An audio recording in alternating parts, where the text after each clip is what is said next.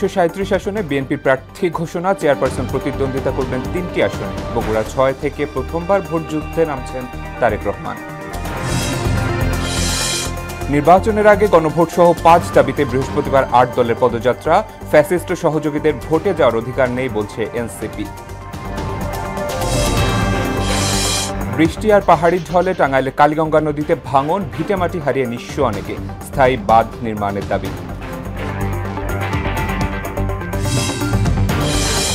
এবং দিনাজপুরে বাজারে উঠেছে আগাম জাতের আমন ধান, দাম নিয়ে মিশ্র প্রতিক্রিয়া, ক্ষতির মুখে পড়ছেন কৃষকরা।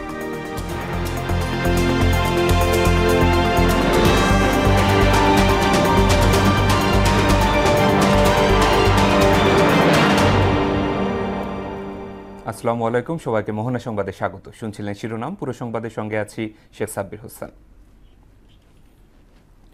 ত্রয়োদশ জাতীয় সংসদ নির্বাচনে 237 আসনে প্রার্থী ঘোষণা করেছে বিএনপি। স্থায়ী কমিটির বৈঠক শেষে দলের মহাসচিব মির্জা ফখরুল ইসলাম আলমগীর এ তালিকা ঘোষণা করেন। নির্বাচনে 3টি আসন থেকে লড়ছেন বিএনপি চেয়ারপারসন বেগম খালেদা জিয়া, আর 1টি আসন থেকে নির্বাচনে অংশ নেবেন দলের ভারপ্রাপ্ত চেয়ারম্যান তারেক রহমান। অবশিষ্ট 63 আসনে দলের সিদ্ধান্ত অনুযায়ী প্রার্থী ঘোষণা করা হবে। তানজিদ ভুঁইয়ার প্রতিবেদন। সোমবার দুপুর 12:30টায় গুলশানে দলের চেয়ারপারসনের রাজনৈতিক কার্যালয়ে জরুরি বৈঠকে বসে বিএনপির স্থায়ী কমিটি। এতে সভাপতিত্ব করেন দলের ভারপ্রাপ্ত চেয়ারম্যান তারেক রহমান। এরপর বিকেল 3:30টায় দলের বিভাগীয় সাংগঠনিক সম্পাদকদের সঙ্গে শুরু হয় দ্বিতীয় দফার বৈঠক। রুদ্ধদ্বার এই 2 পর্বের বৈঠক শেষে 237টি আসনে প্রার্থী তালিকা ঘোষণা করেন দলের মহাসচিব মির্জা ফখরুল ইসলাম আলমগীর।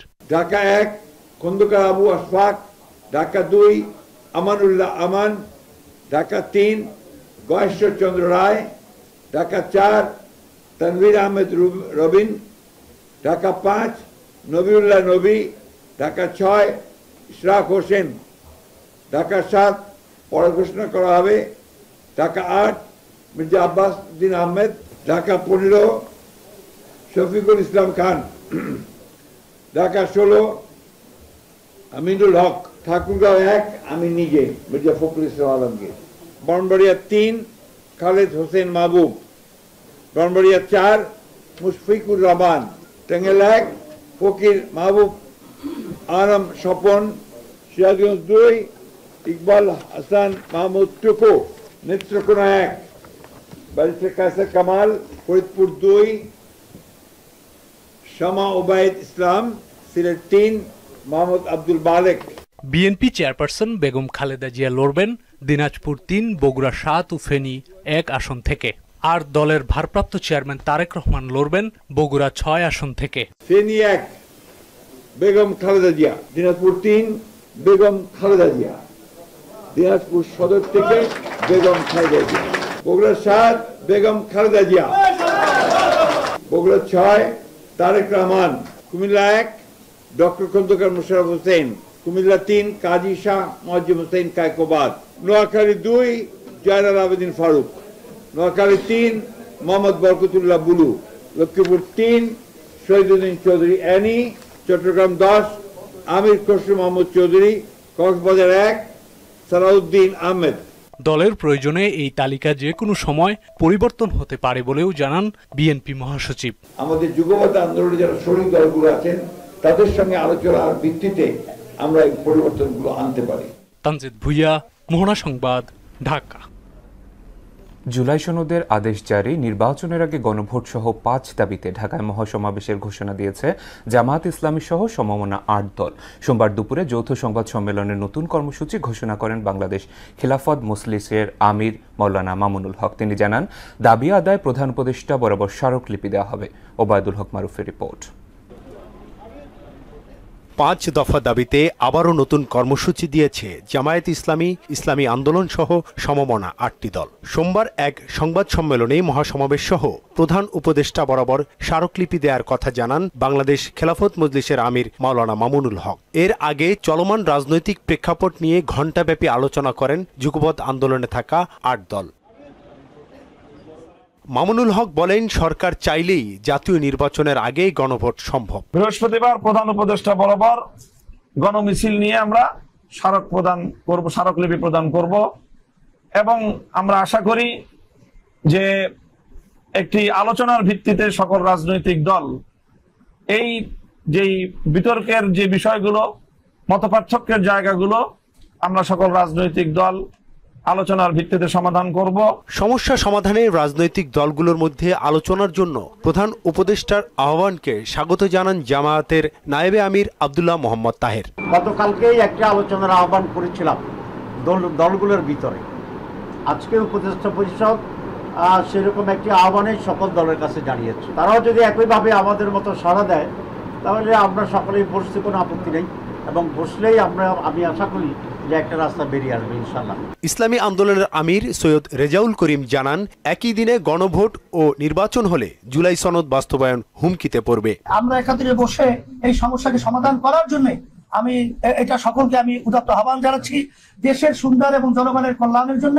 এটা আপনাদের সাংবাদিক ভাই বন্ধুদেরকে বলবো, আপনাদের সহযোগিতা আমরা কামনা করছি। কিন্তু আমরা এই রক্ত এবং এই মায়ের কোল হারা সন্তানগুলো এবং চক্ষু হারানো, পঙ্গু হওয়া, এইটা আমরা বৃথা হতে দেব না, এবং জুলাই সনদকে আমাদের আইনি ভিত্তি এটা আমাদের নিশ্চিত হতে হবে। আগামী নির্বাচনে ইসলামী দলগুলোর মধ্যে কোনো জোট নয়, বরং আসন সমঝোতা হবে বলেও জানান মুফতি রেজাউল করিম। একই দিনে গণভোট এবং সেখানে জাতীয় নির্বাচন। ওবায়দুল হক মারুফ, মোহনা সংবাদ, ঢাকা।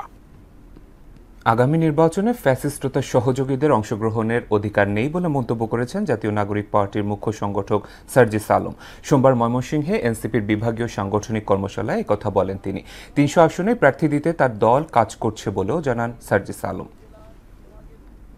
গুম, খুন, বিচার বহির্ভূত হত্যাকাণ্ড করা হয়েছে যাদের নির্দেশে, সেই খুনিরা এই বাংলাদেশের কোন গণতান্ত্রিক প্রক্রিয়া নির্বাচনে অংশগ্রহণ করতে পারে না। আগামীর বাংলাদেশের সংসদে এনসিপির নেতৃত্বেই সরকার এনসিপি গঠন করবে। তো সেই লক্ষ্যে আমাদের এই কাজ করে যাওয়া।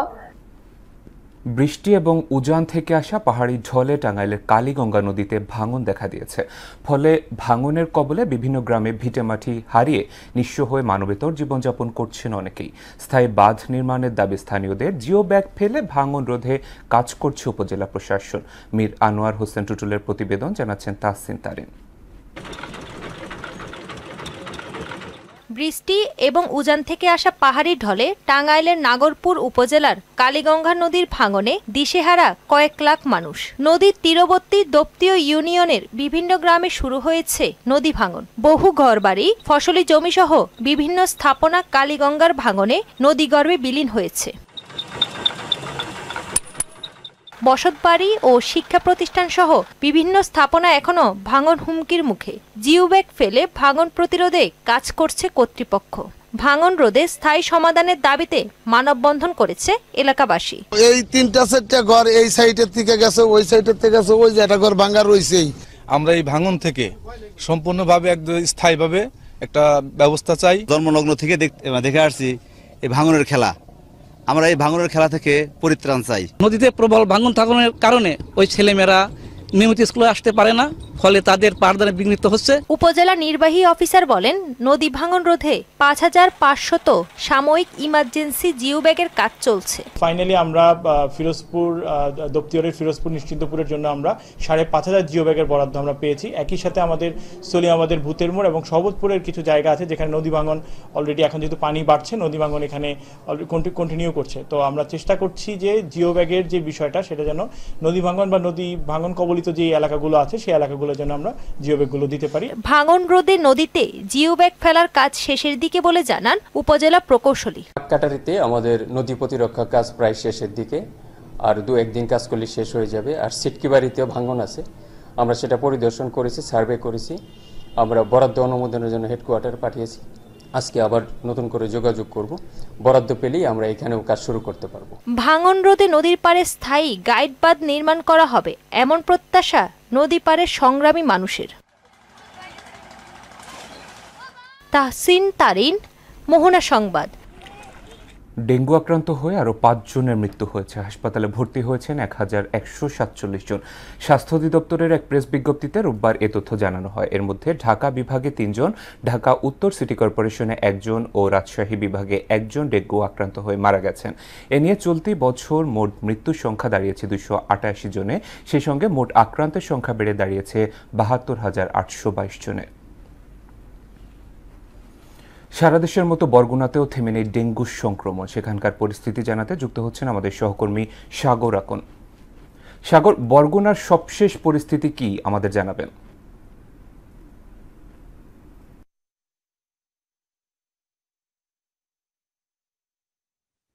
সাব্বির, বরগুনার যে ডেঙ্গুর প্রকোপ সেটি কিন্তু ডেঙ্গুর শেষ মৌসুমে এসেও কিন্তু এখনো থামেনি, কিন্তু কিছুদিন ধরে আগের তুলনায় কিন্তু অনেকটাই আক্রান্তের সংখ্যা কম।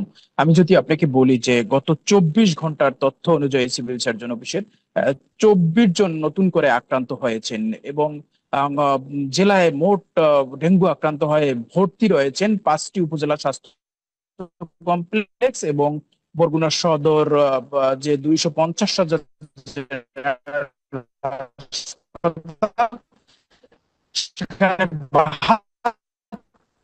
জন মোট চিকিৎসা নিচ্ছে। এর মোট যে আক্রান্ত দেশে মোট আক্রান্তের সংখ্যা কিন্তু দেশের যে আক্রান্ত তার মধ্যে কিন্তু 8,920 জন কিন্তু বরগুনা জেলায় এখন পর্যন্ত আক্রান্ত হয়েছেন। এবং আমি যদি আরেকটি বিষয় আপনাকে বলি যে এখান থেকে কিন্তু 8,848 জন রোগী কিন্তু চিকিৎসা নিয়ে সুস্থ হয়ে বাড়ি ফিরে গিয়েছেন। এবং মৃত্যুর সংখ্যাটা যদি আপনাকে বলি, এখানে সরকারি হিসাবে কিন্তু মৃত্যুর সংখ্যাটা 15 এবং এটি বেসরকারি হিসাবে কিন্তু এই মৃত্যুর সংখ্যাটা 63-তে দাঁড়িয়েছে। আগেও থেমে থেমে বৃষ্টি হয়েছে। আসলে এই যে বৃষ্টির যে এখন যে থেমে থেমে বৃষ্টি, এটি কিন্তু ডেঙ্গু বাড়ার একটি ভয়াবহতা রূপ নিতে পারে বলে ধারণা করছেন সচেতন নাগরিকরা। এবং আরেকটি বিষয় হচ্ছে যে প্রশাসনের পক্ষ থেকে মশক নিধনের যে ব্যবস্থা বারবারই বলে এসেছি, আমরা জানিয়েছি যে আসলে প্রশাসনের পক্ষ থেকে মশক নিধনের যে ব্যবস্থা সেরকম কিন্তু কোনো ব্যবস্থা বরগুনায় লক্ষ্য করা যাচ্ছে না। কারণ বরগুনা জেলায় মোট 4টি পৌরসভা রয়েছে। এর 4টি পৌরসভার যে পৌর প্রশাসক রয়েছেন, সে পৌর প্রশাসকদের পক্ষ থেকে কিন্তু এই যে ডেঙ্গু নিধনের জন্য যে মশক নিধনের জন্য যে ঔষধ ছিটানোর কথা সেটি কিন্তু করা হচ্ছে না। নাগরিকরা কিন্তু পৌর নাগরিকরা বারবারই অভিযোগ করছেন যে জি সাগর, ধন্যবাদ আপনাকে। দিনাজপুরের হাট বাজারে উঠতে শুরু করেছে আগাম আমন জাতের ধান। তবে বাজারে দাম কম হওয়ায় ক্ষতির মুখে পড়ছেন কৃষক। এদিকে ক্রেতারা বলছেন বাজারে চালের সরবরাহ বেশি থাকায় ধানের দাম কম, ফলে কৃষকরা দাম পাচ্ছে না। ধানের লক্ষ্যমাত্রা অর্জনের কথা জানিয়েছে কৃষি বিভাগ। সুবল রায়ের প্রতিবেদন, জানাচ্ছেন মাহমুদা আক্তার। দিনাজপুর সদর উপজেলার গোপালগঞ্জের হাটে চলছে জমজমাট ধান বেচাকেনা। ভোর থেকেই বিভিন্ন বাহনে করে কৃষকরা ধান নিয়ে আসেন হাটে। মহাসড়কের উভয় পাশে সারি সারি ধানের বস্তার মুখ খুলে পাশে দাঁড়িয়ে থাকেন কৃষকরা। সকাল থেকেই শুরু হয় কেনাবেচা, চলে সকাল 11টা পর্যন্ত। চলতি বছর আমদানি কিছুটা কম হলেও আমন আগাম জাতের বিনা 7, বিনা 17, বিনা 75 প্রতিমন বিক্রি হচ্ছে 1025 থেকে 1075 টাকা। এছাড়া পাথরভাটা, কোটরাপাড়ি 1050 থেকে 1100 টাকা। পুরানো বড় সম্পা কাঠারি ও বগুড়া কাঠারি প্রতিমন বিক্রি হচ্ছে 1600 থেকে 1650 টাকা। কৃষকদের অভিযোগ, ধান বিক্রি করে উৎপাদন খরচ উঠছে না। এই হাটে বিক্রি হচ্ছে 2100 টাকা বা 2050 টাকা, এর চেয়ে বেশি কিছু দাম দিতে চায় না। ধান বেচিয়ে পোষায় না, সারের দাম বেশি, পাট কামালের বেশি, ধানের বাজার নাই, ড্যাম বাজার চলতেছে। আর আবাদ করতে যেতে বহু খরচ। আবাদ ভালো আছে কিন্তু ধান তো বিক্রি হচ্ছে না, লস লাগতেছে আমাদেরকে। চালের দাম বেশি হওয়ায় ধান কিনে লাভবান না হওয়ার কথা জানান মিলার ও ব্যবসায়ীরা। আমরা কিনতেছি, আমাদেরও দাম কম, আমি চাল বিক্রি করতে পারি না। চাল বিক্রি করে কেরাসিন দিয়ে হ্যান ত্যান দিয়ে আমাদেরও পোষায় না। চালের বাজার খুবই খারাপ, এতে করে আমরা ব্যবসা টিকে রাখার জন্য টুকটাক করে কিনতেছি, কিন্তু এই বাজার আমাদেরও লস। চলতি বছর ধানের উৎপাদনের লক্ষ্যমাত্রা ছাড়িয়েছেন বলে জানালেন উপজেলা কৃষি কর্মকর্তা। এবছরে উৎপাদন লক্ষ্যমাত্রা নির্ধারণ করা হয়েছিল 96,509 মেট্রিক টন এবং আমরা ইতিমধ্যেই যেটা পেয়েছি 4.43 হচ্ছে আমাদের গড় ফলন। সম্পূর্ণ আমন আবাদটা আমরা কৃষক ঘরে তুলবে, তখন আমাদের যে লক্ষ্যমাত্রা আছে সেই উৎপাদন লক্ষ্যমাত্রাকে ছাড়িয়ে যাবে। উৎপাদন লক্ষ্যমাত্রা অর্জিত হওয়ায় ধানের ন্যায্য দামের প্রত্যাশা দিনাজপুরের চাষিদের। মাহমুদা আক্তার, মোহনা সংবাদ। বেহাল গোপালগঞ্জের জেলখানা মোড় থেকে তালা কেকানিয়া সড়ক ঝুঁকি নিয়ে চলাচল করছে এলাকাবাসী এবং যানবাহন। সড়ক উন্নয়নের দাবি জানিয়েছেন স্থানীয়রা। চলতি অর্থ বছরে রাস্তা মেরামতের আশ্বাস দিলেন সহকারী প্রকৌশলী। মাসুদ পারভেজের প্রতিবেদন, জানাচ্ছেন সিফাত রহমান জেসি। গোপালগঞ্জ শহরের জেলখানা মোড় থেকে তালা কেকানিয়া পর্যন্ত 10 কিলোমিটার আঞ্চলিক সড়কটি চলাচলের অনুপযোগী হয়ে পড়েছে। অর্ধেকাংশ ভেঙে কার্পেটিং উঠে খানাখন্দের সৃষ্টি হয়েছে, ফলে ঘটছে ছোট বড় নানা দুর্ঘটনা।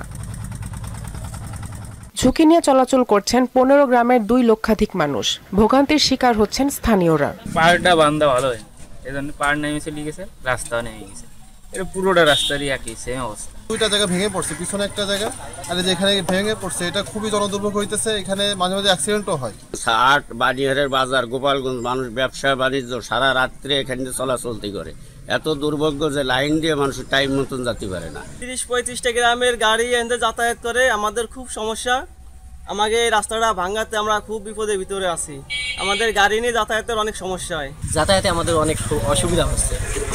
তাই দ্রুত আমরা এটা সংস্কারের দাবি জানাচ্ছি।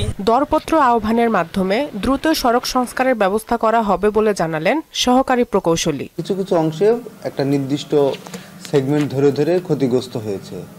ইনশাল্লাহ আমরা এটা এই বছরে নিয়েছি, এটা কার্যক্রম নিয়েছি, এটা আমাদের দরপত্র আহ্বান পর্যায়ে রয়েছে।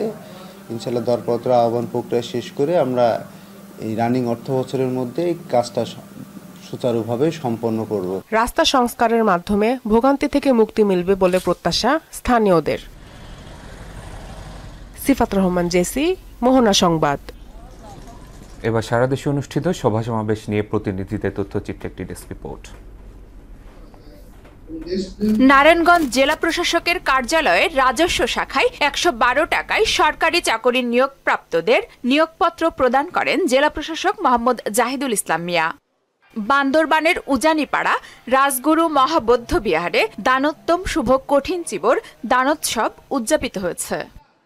নওগাঁর মান্দায় সার ডিলার সিন্ডিকেটের বিরুদ্ধে কমিউনিস্ট পার্টির প্রতিবাদ সভা অনুষ্ঠিত হয়েছে। নারায়ণগঞ্জের রূপগঞ্জে মাদ্রাসার কৃতি ও মেধাবী শিক্ষার্থীদের সংবর্ধনা ও সম্মাননা প্রদান করা হয়েছে। মাদারীপুরে জাকের পার্টির শোভাযাত্রা, আলোচনা সভা ও দোয়া মাহফিলের মধ্য দিয়ে 45 দিনের কর্মসূচির সমাপনী অনুষ্ঠিত হয়েছে। নওগাঁর মান্দায় বিএনপির গণসংযোগ ও লিফলেট বিতরণ অনুষ্ঠিত হয়েছে। মুন্সিগঞ্জের টঙ্গিবাড়িতে কুইজ প্রতিযোগিতা, সেমিনার ও পুরস্কার বিতরণী অনুষ্ঠান হয়েছে।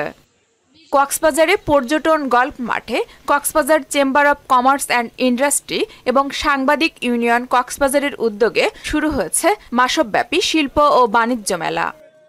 নরসিংদীর পলাশের পাঁচদানা থেকে ডাঙ্গা বাজার যাতায়াত ভাড়া কমানোর দাবিতে মানববন্ধন করেছে 6টি শিক্ষা প্রতিষ্ঠানের কয়েক হাজার শিক্ষার্থী। সাতক্ষীরা 33 বিজিবির উদ্যোগে ভোমরা স্থল বন্দরে অগ্নি নির্বাপন সহ দুর্যোগ মোকাবেলায় প্রস্তুতি মহড়া অনুশীলন অনুষ্ঠিত হয়েছে।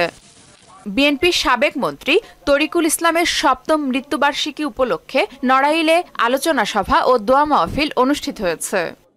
বগুড়ার সোনাতলায় সরকারি নাজির আক্তার কলেজের শিক্ষার্থীরা বিক্ষোভ মিছিল ও সমাবেশ করেছে। আফরিন পপি, মোহনা সংবাদ।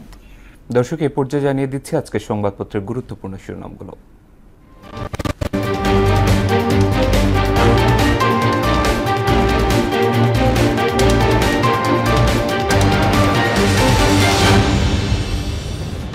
শুরুতেই প্রথম আলো। উদ্বিগ্ন সরকার দায়িত্ব দিল দলগুলোকে। সুনামগঞ্জের প্রাথমিক বিদ্যালয় শিক্ষকেরা বাড়তি যত্ন নেন, উপস্থিতি বেড়েছে শিক্ষার্থীদের।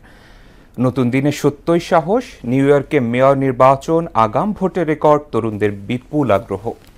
দৈনিক ইত্তেফাক, জাতীয় সংসদ নির্বাচন 2026, খালেদা জিয়া লড়বেন 3 আসনে, তারেক রহমান 1টিতে। আগামী নির্বাচনের মাধ্যমে বাংলাদেশের গতিপথ নির্ধারণ হবে সিইসি। দলগুলোকে নিজ উদ্যোগে নিজেদের মধ্যে আলোচনা করে 1 সপ্তাহের মধ্যে সরকারকে সিদ্ধান্ত জানাতে হবে। সমকাল, বিএনপির তালিকায় 83 নতুন মুখ। প্রাথমিকে শারীরিক শিক্ষা ও সঙ্গীত শিক্ষকের পদ বাতিল করল সরকার। শিশুর সৃজনশীলতা বন্ধ করে সরকার কি বার্তা দিচ্ছে? আনু মোহাম্মদ। সনদ গণভোট নিয়ে সমঝোতার দায়িত্ব দলগুলোকে দিল সরকার।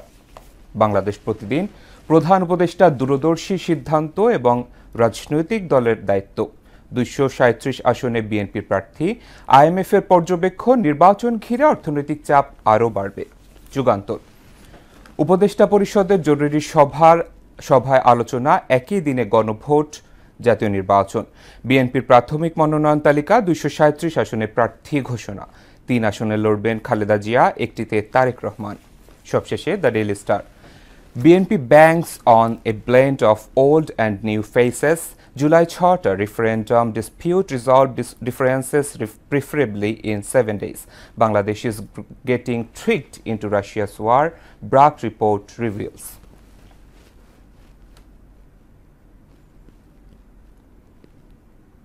দর্শক এই ছিল সংবাদপত্রের গুরুত্বপূর্ণ শিরোনামগুলো শেষ করব মোহনা সংবাদ যাবার আগে শিরোনামগুলো আরও একবার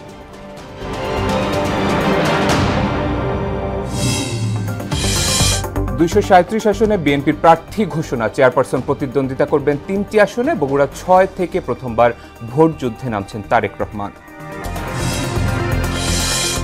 নির্বাচনের আগে গণভোট সহ 5 দাবিতে বৃহস্পতিবার 8 দলের পদযাত্রা ফ্যাসিস্ট সহযোগীদের ভোটে যাওয়ার অধিকার নেই বলছে এনসিপি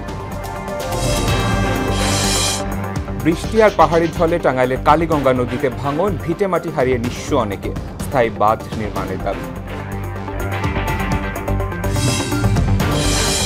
এবং দিনাজপুরে বাজারে উঠেছে আগাম জাতের আমন ধান দাম নিয়ে মিশ্র প্রতিক্রিয়া ক্ষতির মুখে পড়ছেন কৃষকরা